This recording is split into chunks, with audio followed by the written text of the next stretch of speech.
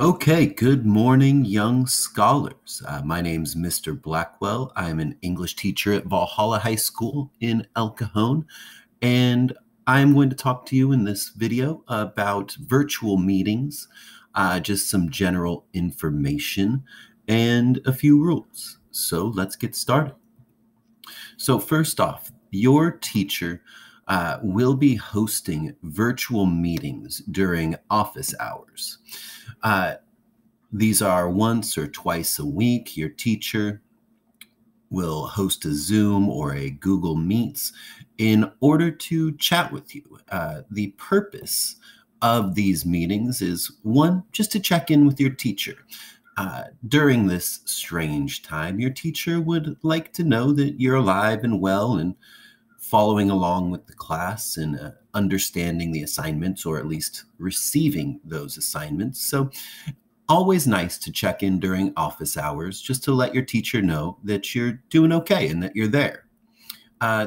Second purpose would be to clarify any directions about assignments or tasks, whether this be notes or analysis type questions or videos that you're supposed to watch.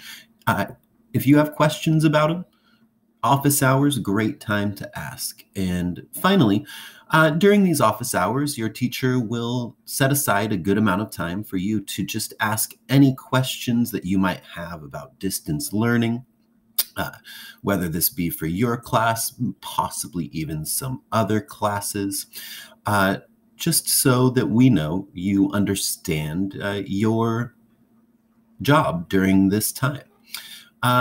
That leads us to some rules and guidelines as you attend these office hours, these virtual meetings. First one is that you should be present.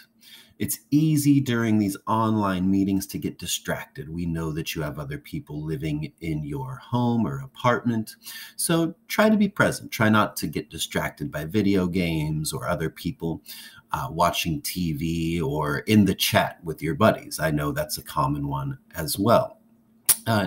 Now, also have your video turned on, and this might vary depending on who your teacher is and what their requirements are, but generally speaking, good to have your video turned on and your microphone turned off. During discussions or to ask questions, you might need to turn your microphone on, but then you should mute it again. Keep the chat on task. Don't have conversations with your friends about video games or TikTok or whatever you kids are into these days. The chat is where you should be posting your questions, and then your teacher can look at the chat, see them, and answer them. And finally, this one seems obvious, but make sure that your name on Zoom is your real name and not your video gaming name or something inappropriate, perhaps.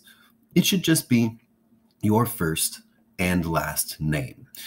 So there may be additional rules, guidelines that your teacher has for these virtual meetings, but here are just a few guidelines, and these apply in all your classes. And even as you go on to high school, college, whatever the next step might be, it's likely that these virtual meetings will continue being a part of the online learning experience. So let's get used to them now.